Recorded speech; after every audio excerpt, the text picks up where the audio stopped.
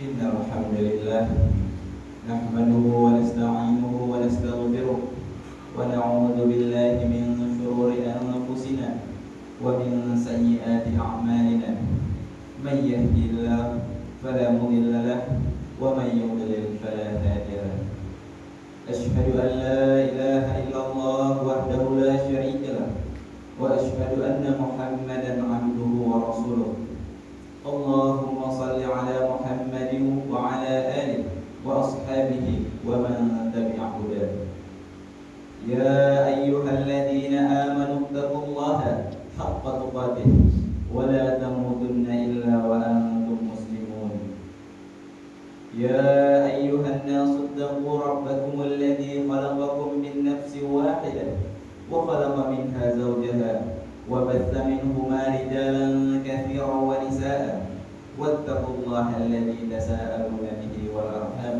إن الله كان عليكم رقيبا يا أيها الذين آمنوا اتقوا الله وقولوا قولا سديدا يصلح لكم أعمالكم ويغفر لكم ذنوبكم ومن يطع الله ورسوله فقد فاز فوزا عظيما. Jamaah salat Jumat rahimahullah. Bersyukur kita kepada Allah atas anugerah dan nikmat yang Allah berikan kepada kita semua. Kita masih diberikan oleh Allah kesempatan untuk melaksanakan salah satu yang Allah fardukan kepada kita, yaitu salat fardu Jumat. Dan marilah kita senantiasa meningkatkan ketakwaan kita kepada Allah. Takwa dalam artian menjalankan segala perintah-perintah Allah dan menjauhi segala larangan-larangannya. Jamaah salat Jumat rahimahullah. Ada 4 langkah agar kita lebih dekat dengan Allah Subhanahu wa taala. Yang pertama yaitu selalu bersyukur kepada Allah. Bagaimana mungkin seorang muslim itu gelisah dan tidak bahagia hidupnya, padahal nikmat Allah mengalir dalam diri dan kehidupannya dengan begitu deras dan tidak pernah berhenti. Ait Al-Qarni dalam bukunya La Tahzan mengingatkan, ingatlah setiap nikmat yang Allah anugerahkan kepada Anda, karena Dia telah melipat gandakan nikmatnya dari ujung rambut hingga ke bawah telapak kaki Anda. Pesan tersebut memang patut untuk kita renungkan, karena di dalam Al-Quran Allah juga menegaskan bahwa nikmat Allah terhadap diri kita tidak bisa dihitung jumlahnya. Bismillahirrahmanirrahim. Wa ataakum min kulli ma sa'altumuhu wa in ta'uddu ni'matallahi la tuhsuha innal insana lazalumun kadzdzab.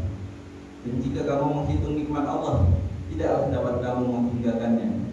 Sesungguhnya manusia itu sangat zalim dan sangat mengingkari nikmat Allah. Quran surah Ibrahim ayat 34. Untuk itu marilah kita berpikir dan merenung. Sungguh Allah sangat memuliakan kita. Bahkan jika kita bersyukur sedikit saja, Allah sudah menyediakan buat kita tambahan nikmat yang sangat luar biasa. Sebaliknya, jika kita tidak bersyukur, maka kehidupan kita akan semakin sempit, susah dan sulit. Allah berfirman di dalam surah Ibrahim ayat 7. Sesungguhnya jika kamu bersyukur, pasti aku akan menambah nikmat kepadamu. Dan jika kamu mengingkari nikmatku, maka sungguh azabku sangat pedih. Jamaah Jumat rahimahullah. Yang kedua yaitu berprasangka baik kepada Allah. Siapa di muka bumi ini orang yang hidup tanpa masalah? Semua orang memiliki masalah. Umumnya orang sangat tidak mau dengan yang namanya masalah. Tetapi mau tidak mau, hidup pasti akan berhadapan dengan yang namanya masalah. Tetapi muslim yang baik ialah muslim yang tidak resah akan masalah tersebut. Lantas bagaimana jika masalah itu terasa seorang sangat menyiksa? Tetap sajalah berprasangka baik kepada Allah, karena Allah mustahil menzalimi hambanya. Bismillahirrahmanirrahim.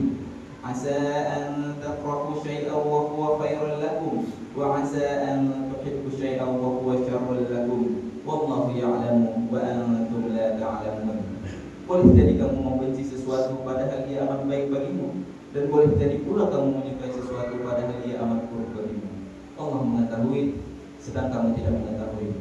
Quran surah Al-Baqarah ayat 116. Jadi bagaimana jika ternyata doa-doa yang kita panjatkan kepada Allah seolah tak kunjung terkabulkan, tetaplah berprasangka baik kepada Allah dan jangan pernah berhenti untuk berdoa. Syekh Ibnu Athaillah dalam kitabnya Al-Hikam menuliskan bahwa tidak sepatutnya seorang hamba berburuk sangka kepada Allah akibat doa-doanya belum terkabulkan. Dan sebaiknya bagi hamba yang tidak tahu apa yang terjadi pada dirinya di esok hari, segera melakukan introspeksi diri. Jika syukur dan husnuzan billah telah kita lakukan, tahap berikutnya adalah membuang jauh sifat buruk sangka terhadap sesama manusia. Karena buruk sangka terhadap sesama tidak memberikan dampak apapun, kecuali kita akan semakin terperosok dalam keburukan-keburukan.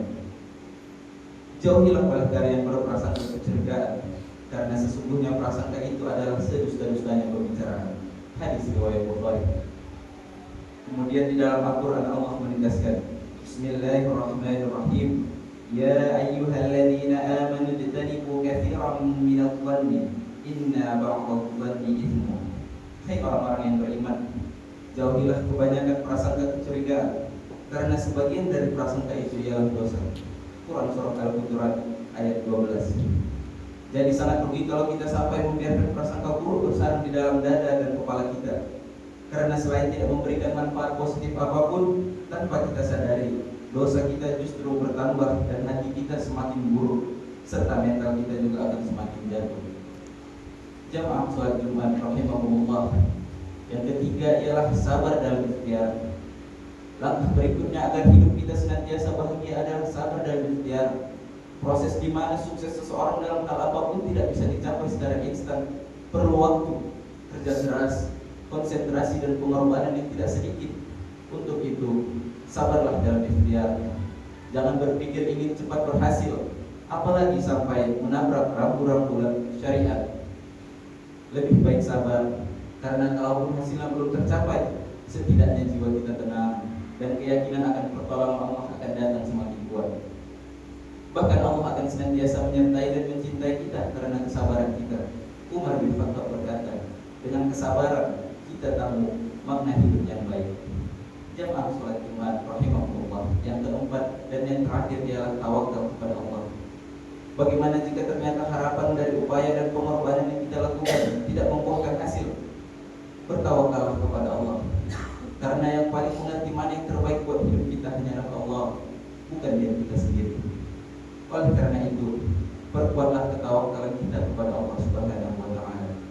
Ibnu Hajar Al-Asqalani berkata, tawakal itu memalingkan pandangan dari berbagai sebab setelah sebab disiapkan. Artinya, sebab bukanlah penentu, tetapi Allah yang Maha menentukan. Jamaah sholat Jumat rahimahullah.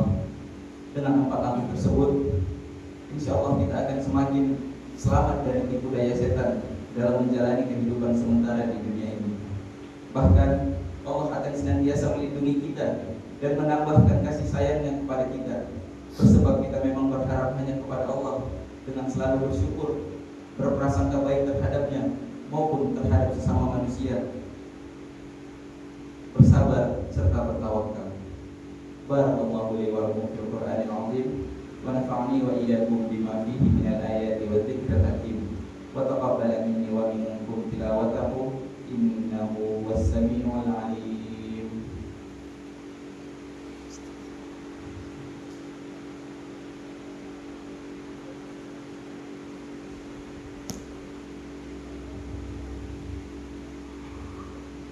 Alhamdulillahi wa kafa wa usalli wa usallim ala sayyidina ala Muhammadil Mustafa wa ala alihi wa ashabihi ahli al-wafa. Ashhadu an la ilaha illallah wahdahu la syarika lah wa ashhadu anna Muhammadan 'abduhu wa rasuluh. Amma ba'd. Fa ya ayyuhal muslimun, usikum wa nafsi bi taqwallahil 'aliyyil 'azim wa 'alamu anna Allah amarakum bi amrin 'azim. أمركم بالصلاة والسلام على نبي الكريم فقال إن الله وملائكته يصلون على النبي يا أيها الذين آمنوا صلوا عليه وسلموا تسليما. اللهم صل على محمد وعلى آل محمد كما صليت على إبراهيم وعلى آل إبراهيم إنك حميد مجيد وبارك على محمد وعلى آل محمد كما باركت على إبراهيم وعلى آل إبراهيم إنك حميد مجيد. اللهم اغفر واغفر للمسلمين والمسلمات والمؤمنين والمؤمنات الأحياء منهم والأموات.